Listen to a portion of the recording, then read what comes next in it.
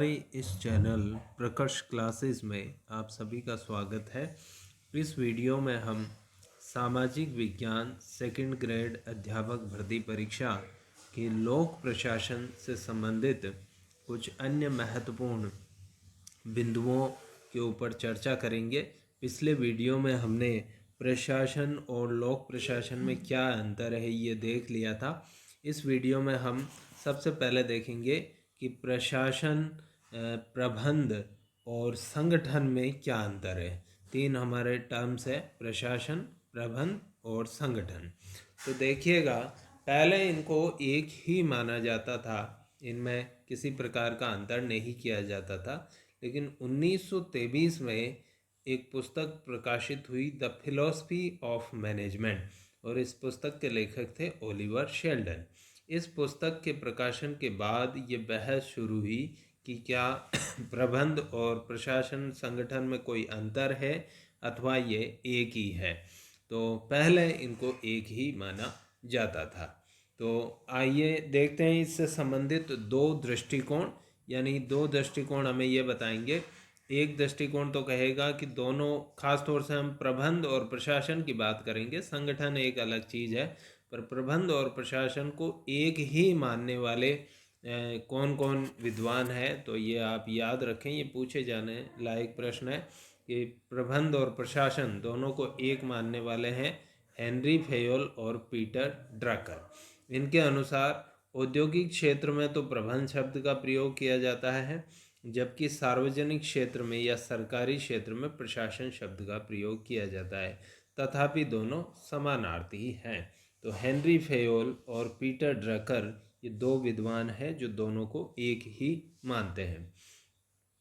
दोनों में अंतर करने वाले जो विद्वान हैं उनमें है एक तो ओलिवर शेल्डन खुद, जिन्होंने द फिलॉसफी ऑफ मैनेजमेंट पुस्तक लिखी, और दूसरे हैं एक विलियम शुल्ज। इन्होंने इस अंतर को स्पष्ट करने का प्रयास किया। तो देखिए, प्रशासन किसे कहा गया है। प्रशासन है जैसे ह्यूमन बॉडी में ब्रेन होता है, उसी स्थान पे प्रशासन है, जिसे हम पॉलिसी मेकर यानी नीति निर्माता भी कह सकते हैं। तो इन दोनों को जब अलग माना जाता है तो प्रशासन का काम नीति और लक्ष्य का निर्धारण करना होता है। इसके अलावा प्रशासन संगठन का भी निर्माण करता है। संगठन क्या है हम आगे बढ़ेंगे। और तीसरा काम है कोष यानी फंड या जो है वित्त की व्यवस्था करना। ये तीन काम है। प्रबंध को फिजियोलॉजी, जिसे हम शरीर क्रिया विज्ञान कहते हैं, शरीर की गतिविधियों का क्रिया विधियों का अध्ययन विज्ञान की जिस शाखा में करते हैं उसे फिजियोलॉजी कहा जाता है। तो प्रबंध को फिजियोलॉजी कहा गया है। जहाँ प्रशासन को ब्रेन कहा गया है ह्यूमन बॉडी का, वहीं ह्यूमन बॉडी की यानी शरीर क्रिया विज्ञान फिजियोलॉजी कहा गया है प्रबंध को। ये माना गया है, जब हम अंतर करते हैं तो प्रशासन उच्च स्तर पर है और प्रबंध उसका अधीनस्थ है। तो प्रशासन का अधीनस्थ प्रबंध है और इसका क्या कार्य है कि लक्ष्य और नीतियाँ ध्यान रखें किसने तय की है, प्रशासन ने। उन लक्ष्य और नीतियों को कुशलता पूर्वक प्राप्त करे, और प्राप्त करने के लिए क्या करे, संगठन का यूज करे। वो संगठन का निर्माण भी प्रशासन करता है और संगठन को वो लीडरशिप यानी नेतृत्व और डायरेक्शन प्रदान करे। तो इस प्रकार हम देखते हैं कि प्रशासन ऊपर है, प्रशासन सबसे ऊपर है जो लक्ष्य और नीतियों का निर्माण करता है, पॉलिसी मेकर है। साथ ही साथ प्रशासन संगठन का भी निर्माण करता है। संगठन एक ब्लेंड है, एक मिक्सचर है जो हम आगे देखेंगे। और प्रबंध का कार्य इसके अंडर रहते हुए, प्रशासन के अंडर में रहते हुए इन लक्ष्यों और नीतियों को प्राप्त करना, और साथ ही साथ संगठन को मार्गदर्शन और नेतृत्व प्रदान करना। अब संगठन की बात करें तो संगठन जो एनाटॉमी का अर्थ होता है शरीर रचना विज्ञान। शरीर की हमारी जो संरचना होती है उसका जो विश्लेषण हम करते हैं जिस विज्ञान की शाखा में, उसे एनाटॉमी कहा जाता है। तो ये एक प्रकार की मशीनरी है। अपने आप में संगठन कुछ भी नहीं है जब तक कि प्रबंध इसको नेतृत्व और निर्देशन प्रदान न करे। तो लक्ष्यों और नीतियों की प्राप्ति के लिए ये मशीनरी कैसे बनी है?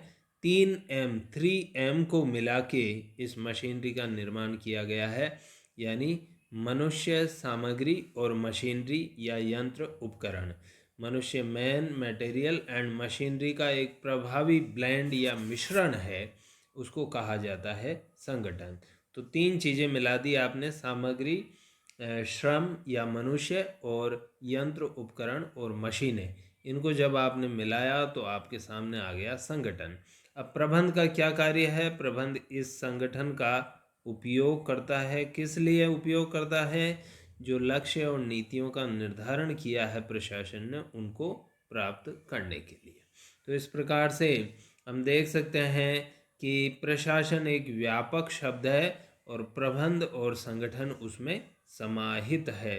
प्रशासन एक व्यापक शब्द है, एक उच्च स्तरीय शब्द है, और प्रबंध और संगठन कहीं न कहीं उसके भाग हैं या उसमें शामिल है। तो ये प्रबंध और प्रशासन में जो अंतर करने का प्रयास किया गया था द्वारा विलियम सुल्ज ने इस अंतर को स्पष्ट करने का प्रयास किया।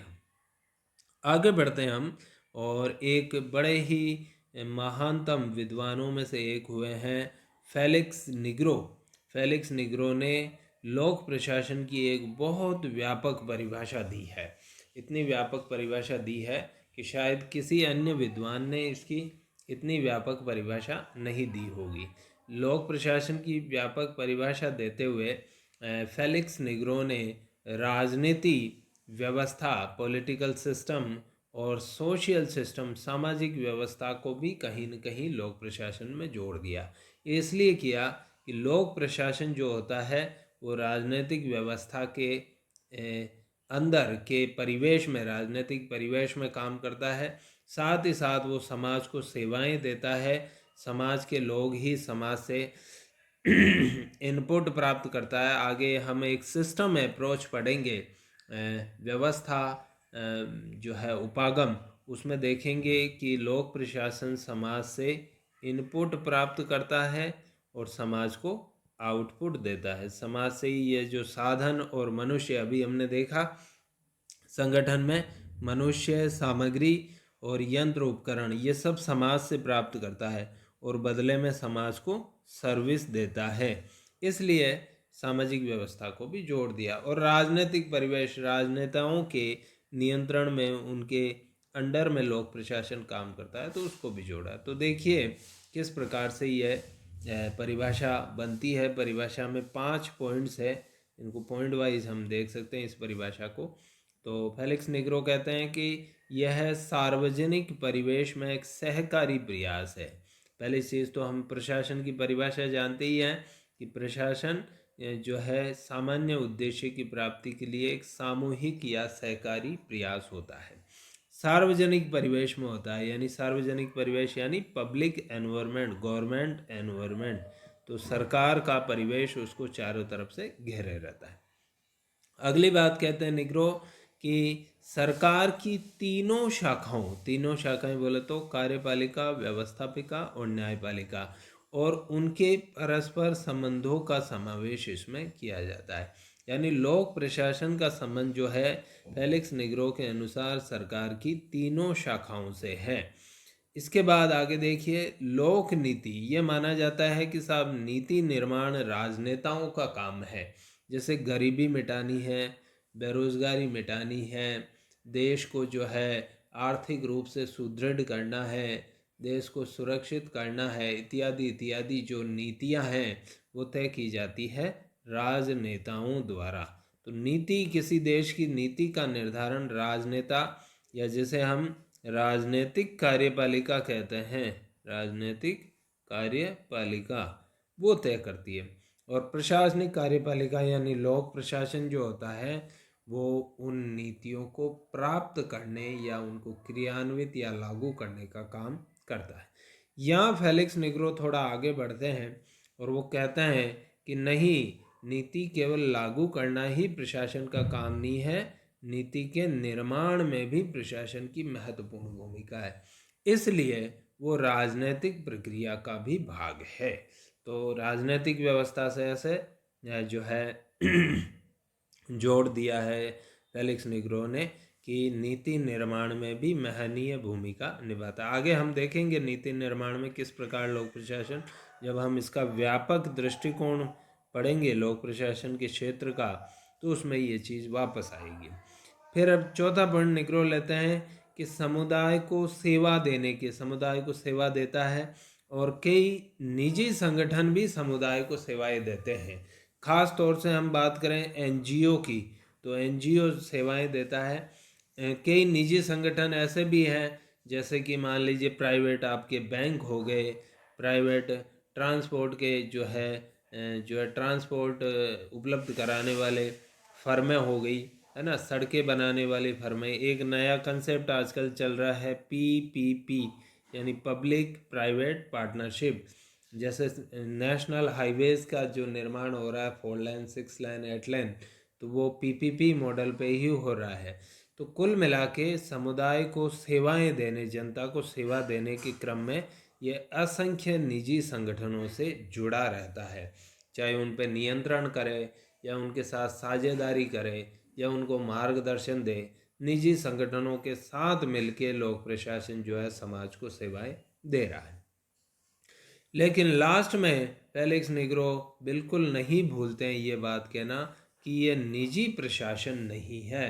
निजी प्रशासन, हम आगे अगला पॉइंट हमारा आएगा, निजी प्रशासन यानी जो प्राइवेट सेक्टर के उद्यमों में, प्राइवेट सेक्टर के उपक्रमों में जो प्रशासन किया जाता है, जिसे वहाँ प्रबंध बोला जाता है। जैसे समानार्थी दृष्टिकोण वाले जो लोग हैं वो कहते हैं कि प्राइवेट सेक्टर में प्रबंध शब्द चलता है, गवर्नमेंट सेक्टर में प्रशासन शब्द चलता है। तो उससे भिन्न है, उससे महत्वपूर्ण कारकों के आधार पे भिन्न है। वो कारक कौन से हैं हम आगे अगले टॉपिक में लेते हैं। तो इस प्रकार से फेलिक्स निग्रो ने बहुत ही ज़्यादा एक व्यापक परिभाषा इसकी दी है। आप देख सकते हैं उन्होंने किसी भी चीज़ को नहीं छोड़ा है, राजनीति और सामाजिक व्यवस्था से भी लोक प्रशासन को जोड़ा है। आगे बढ़ते हैं हम, एक और बड़ा महत्वपूर्ण टॉपिक, निजी प्रशासन और लोक प्रशासन में क्या अंतर है, ये पूछा जाता है। और ख़ास तौर से इसमें कुछ विद्वानों के दृष्टिकोण भी पूछे जाते हैं, वो आपको याद होने ही चाहिए। निजी प्रशासन किसे कहते हैं कि जो निजी या गैर सरकारी परिवेश, जैसे व्यापारिक उद्यम में कार्यरत प्रशासन है, जो उस उद्यम के उद्देश्यों की पूर्ति के लिए सामूहिक प्रयास और प्रबंध करता है। तो प्राइवेट सेक्टर के कंपनियां, प्राइवेट सेक्टर के उपक्रम, उद्यम जो एंटरप्राइजेज है, उनमें जो उनका प्राइवेट सेक्टर का जो मैनेजमेंट जिसे कहा जाता है वहाँ बोलचाल में, उसी को निजी प्रशासन कहा गया है। अब प्राइवेट सेक्टर का जो एक महत्वपूर्ण आप ध्यान रखें, सरकारी क्षेत्र और प्राइवेट सेक्टर में एक बड़ा अंतर वो है लाभ कमाना। प्राइवेट सेक्टर कहीं न कहीं लाभ कमाने के लिए कार्य करता है, तो उसका जो उद्देश्य होता है वो लाभार्जन होता है। लेकिन सरकारी क्षेत्र का उद्देश्य लाभ कमाना नहीं, बल्कि जनता की सेवा करना होता है। तो फेलिक्स निग्रो जो अंतर कर रहा था, वो एक बड़ा अंतर यही है कि जहाँ सरकारी सेक्टर में प्रशासन सेवा करता हुआ नज़र आता है, वहीं निजी सेक्टर में प्रशासन लाभ कमाता हुआ नज़र आता है। तो फिर भी यहाँ भी वही बात है कि कुछ लोग जो है अंतर करते हैं, कुछ लोग अंतर नहीं करते हैं। जैसे प्रबंध प्रशासन को कुछ लोग एक ही मान रहे थे, जबकि हमने देखा कुछ लोगों ने कहा कि नहीं, प्रशासन ऊपर है, प्रबंध उसके नीचे है। इसी प्रकार ये दृष्टिकोण देखे जिसमें समानता, यानी निजी प्रशासन लोक प्रशासन में कोई अंतर नहीं है। कुछ लोगों के अनुसार दोनों के सिद्धांत एक जैसे हैं। ये कहने वालों में है हेनरी फेयोल, सबसे महत्वपूर्ण। हेनरी फेयोल प्रबंध और प्रशासन को भी एक मान रहे थे, और हेनरी फेयोल प्रशासन और निजी, लोक प्रशासन और निजी प्रशासन को भी एक मानते हैं। एक मैरी पार्कर फोलेट विद्वान हुई गुजरी है, वो भी एक गुलीक और उर्विक जो है दो विद्वान हैं, इन्होंने साथ साथ एक पुस्तक लिखी द फंक्शन ऑफ एग्जीक्यूटिव। इसके अलावा मूने और रेले ये दो विद्वान हैं जो निजी क्षेत्र से संबंधित अनेक सिद्धांत, इन्होंने मैनेजमेंट से संबंधित अनेक सिद्धांत दिए। तो ये भी ऐसे व्यक्ति हैं। तो फेयोल, फोलेट, गुलीक, उर्विक, मूने और रेले ये वो व्यक्ति हैं जो मानते हैं कि निजी प्रशासन और लोक प्रशासन एक ही है। दोनों एक शब्द है प्रशासन, उसके दोनों अविभाज्य अस्मिता है, यानी जिनका प्रयोग सभी संगठनों में समान हुए।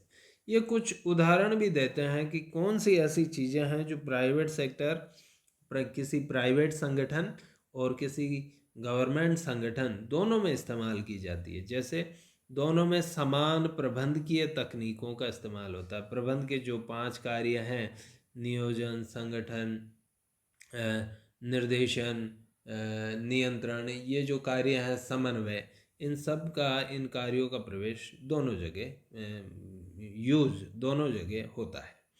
कुछ ऐसी तकनीकें हैं जैसे अकाउंटिंग की तकनीक है, स्टॉकिंग की तकनीक है, स्टॉक यानी जो माल है उसको रख रखाव, उसके लेखांकन की तकनीकें, ऑफिस का जो मैनेजमेंट करना है वो तकनीकें, और आंकड़ों का प्रयोग करना है। ये सारी चीज़ें दोनों सेक्टर में समान चलती है। ऑफिस आजकल जैसे प्राइवेट कंपनियों के हो रहे हैं, वैसे ही धीरे धीरे सरकारी क्षेत्र में भी, हालांकि गति थोड़ी धीमी है और छोटी जगहों पर सरकारी कार्यालयों की स्थिति बड़ी खराब है। ना भवन है पर्याप्त, ना पर्याप्त जगह है, ना फर्नीचर है, लेकिन धीरे धीरे सुधार हो रहा है। समय के साथ साथ गवर्नमेंट के जो ऑफिस बन रहे हैं वो भी बड़े ही अपडेटेड और बड़े अच्छे ऑफिस बन रहे हैं, जैसे प्राइवेट मल्टीनेशनल कंपनियों के होते हैं। चलिए, कार्मिक समस्याएं और वित्तीय समस्याएं दोनों में समान है। कार्मिक समस्याओं का मतलब है कर्मचारियों से संबंधित, जैसे भर्ती हुई, पदोन्नति हुई, स्थानांतरण हुआ, उनके खिलाफ अनुशासनात्मक कार्रवाई करना हुआ, इत्यादि समस्याएं दोनों में समान है। वित्तीय समस्या, वित्तीय का मतलब है कि धन की प्राप्ति और धन का उपयोग, इससे संबंधित दोनों ही सरकारें भी आर्थिक तंगी से जूझती रहती है, और जब धन प्राप्त होता है तो उसका ज़्यादा से ज़्यादा उपयोग करना चाहती है, अच्छा सा अच्छा। और सरकारी में, प्राइवेट सेक्टर भी इसी समस्या से दो चार प्रतिदिन होता रहता है। इसके अलावा कुछ ऐसे सिचुएशन भी है कि दोनों के बीच में परस्पर हेरफेर और कर्मचारियों की अदला बदली होती है। बहुत कम है यह, लेकिन हो रहा है। जैसे एक उदाहरण हम इसमें देखेंगे, एक कॉलेज है हैदराबाद में, एडमिनिस्ट्रेटिव स्टाफ कॉलेज। ये ऐसी कॉलेज है जो दोनों के लिए प्रशिक्षण, वहाँ निजी प्राइवेट कंपनियों के जो अधिकारी हैं और आईएएस और पीसीएस अधिकारी हैं, वो भी वहाँ प्रशिक्षण प्राप्त करते हैं। तो दोनों के लिए प्रशिक्षण का आयोजन वहाँ किया जाता है। इसके अलावा अभी एक आप देख सकते हैं, केंद्र सरकार ने अपने मंत्रालयों में शायद संयुक्त सचिव, जहाँ तक मैं समझता हूँ, जॉइंट सेक्रेटरी के पदों पर निजी क्षेत्र के अनुभवी व्यक्तियों को नियुक्ति किया गया है। तो ऐसे शायद 10-12 पदों पे अभी नियुक्ति दी गई है, भविष्य में और नियुक्ति किया जाएगा। ये ज़रूरी भी है क्योंकि यह निजी क्षेत्र में काम करने वाले बहुत ही अनुभवी व्यक्ति हैं, उनको सार्वजनिक क्षेत्र में लगाया गया है ताकि वे अपनी प्रबंधकीय कुशलता जो है उसका इस्तेमाल सार्वजनिक क्षेत्र में करते हुए, सार्वजनिक क्षेत्र में जो अपव्यय होता है, ख़ास तौर से जो संसाधनों की बर्बादी होती है, उसको कहीं न कहीं रोकने में अपने प्रयास लगा सकें। तो ये एक आप देख सकते हैं कर्मचारियों की हेरफेर और अदला बदली।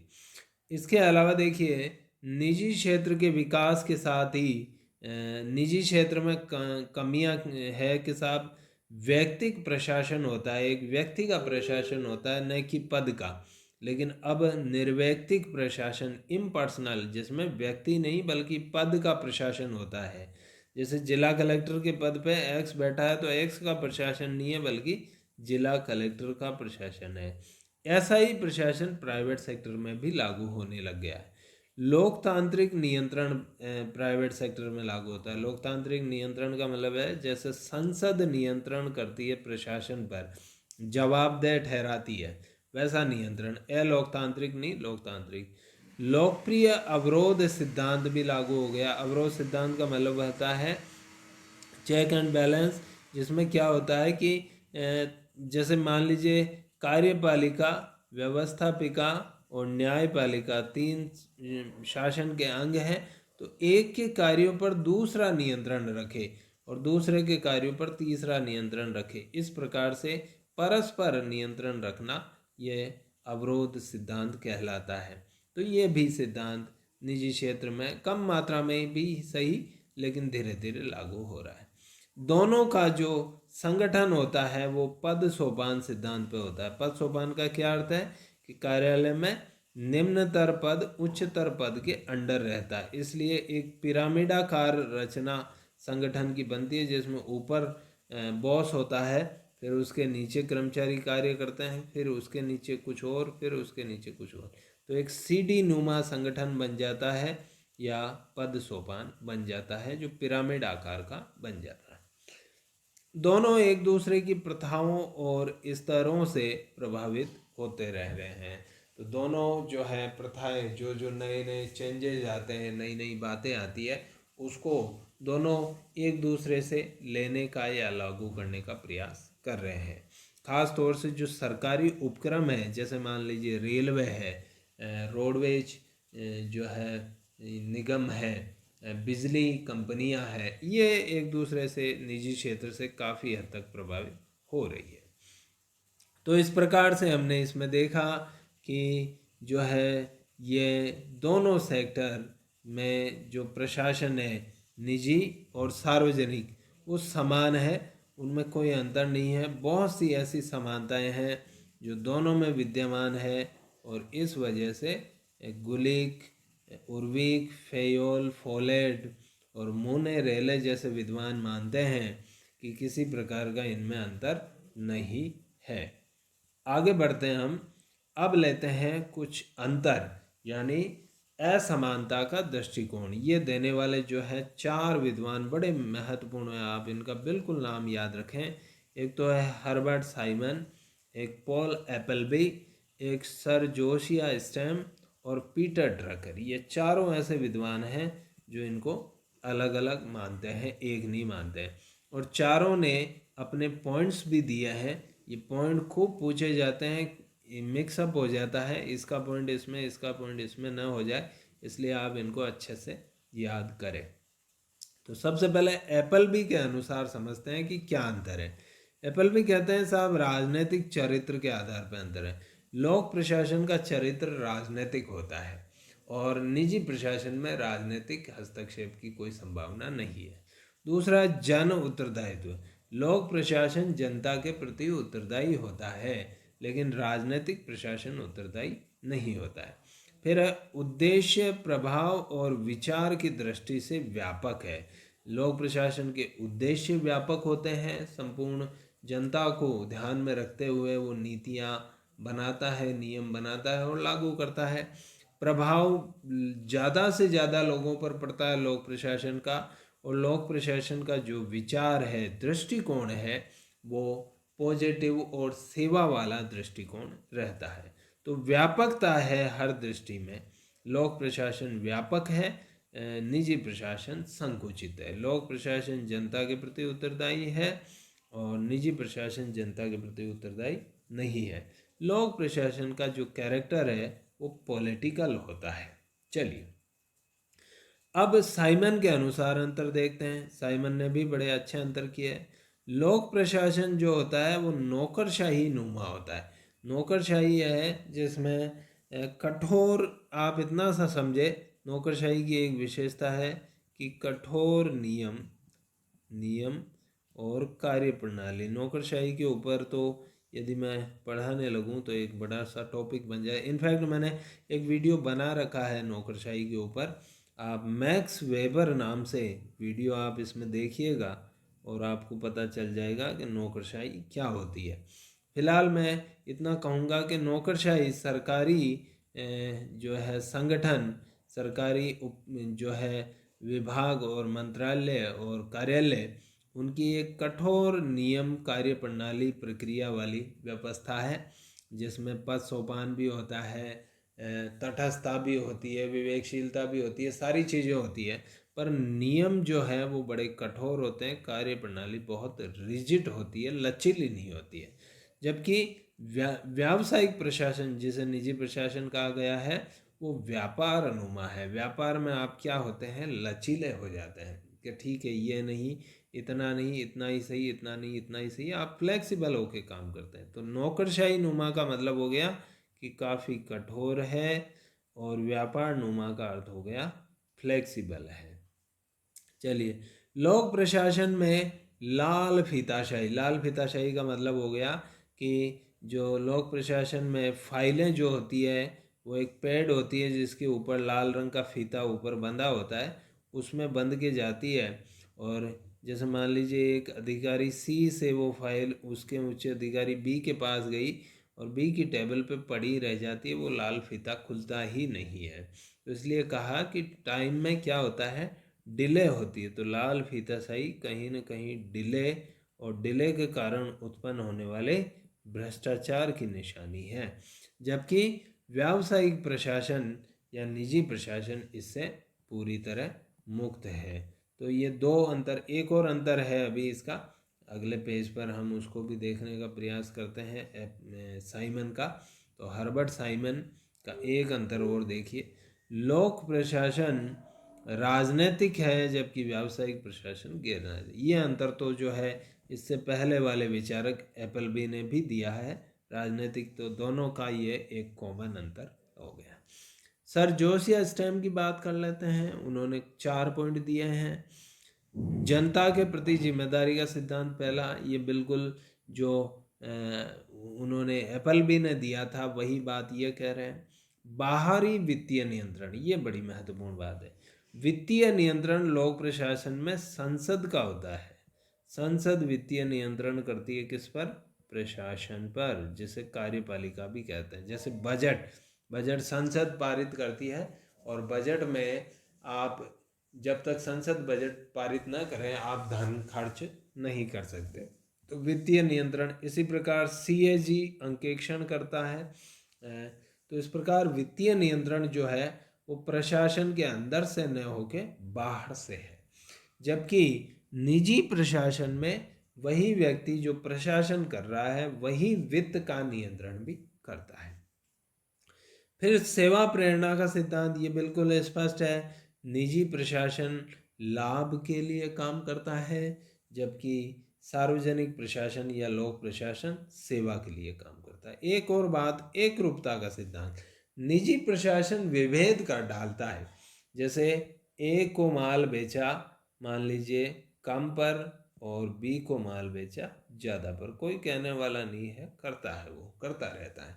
लेकिन सार्वजनिक प्रशासन या लोक प्रशासन ऐसा नहीं करता। उसके लिए सभी के सभी जो क्लाइंट है वो समान है, उनको समान दृष्टि से देखता है।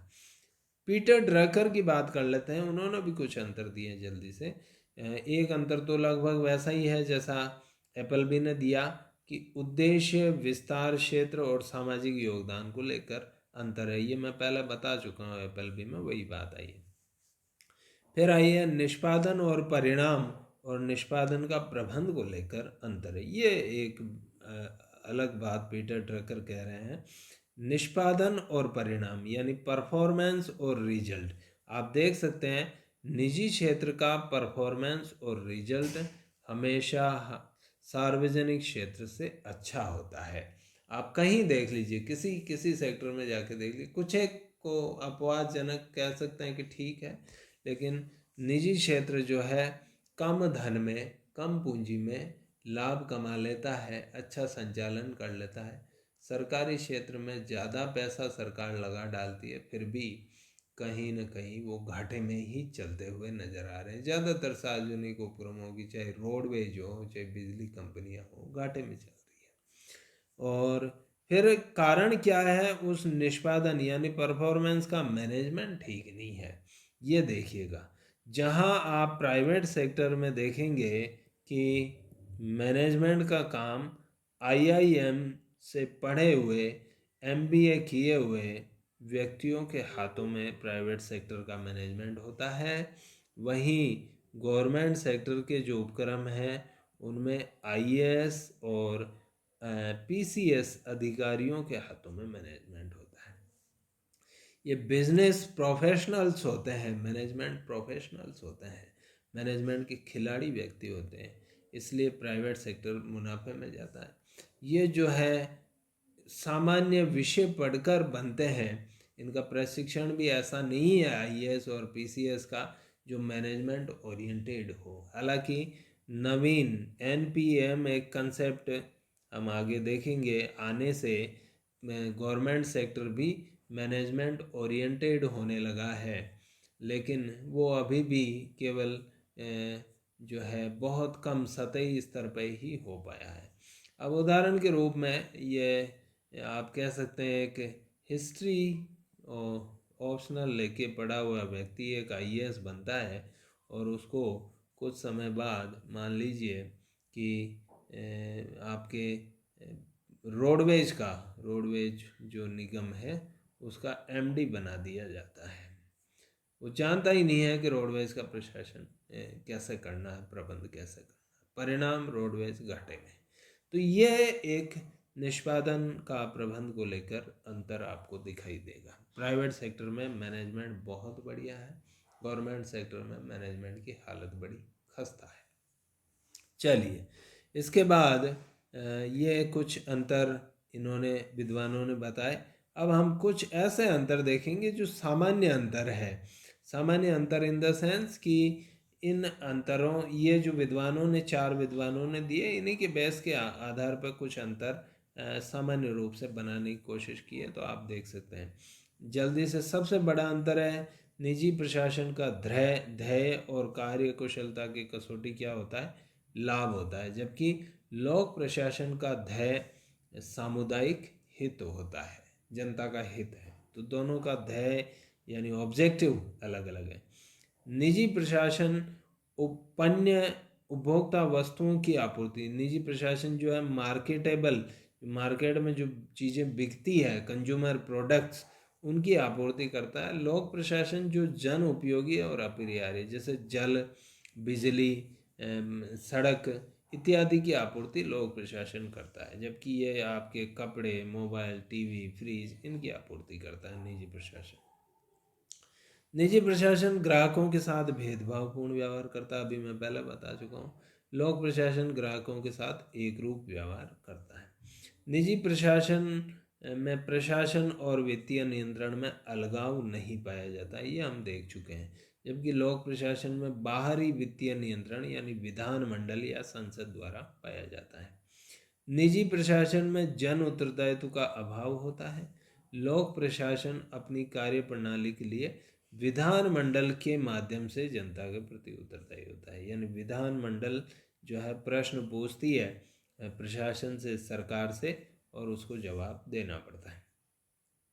निजी प्रशासन में सुविधा अनुसार नियमन पाया जाता है, सुविधा के अनुसार कम ज़्यादा ऊपर नीचे सब कर लेते हैं निजी क्षेत्र के लोग, लेकिन सरकारी क्षेत्र में कानून और नियमों के अनुसार नियमन करना पड़ता है, अन्यथा जो नियम लागू कर रहा है उसकी नौकरी खतरे में पड़ जाती है।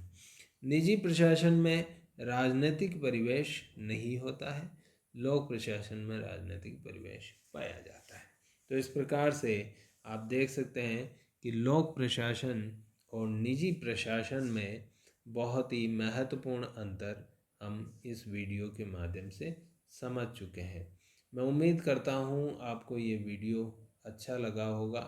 यदि आपको ये वीडियो पसंद आया हो तो कृपया इसे लाइक ज़रूर कीजिए, मेरे चैनल को सब्सक्राइब ज़रूर कीजिए, और जो द्वितीय श्रेणी या वरिष्ठ अध्यापक प्रतियोगी परीक्षा राजस्थान लोक सेवा आयोग द्वारा आयोजित की जा रही है, उसके सामाजिक विज्ञान विषय से यदि आप तैयारी कर रहे हैं तो निश्चित रूप से मान के चलिए कि ये वीडियो आपके लिए बहुत बहुत ज़्यादा फायदेमंद होने वाला है। अगले वीडियो में हम पुनः लोक प्रशासन से संबंधित कुछ और चीज़ें लेंगे। तब तक के लिए आप सभी का बहुत बहुत धन्यवाद।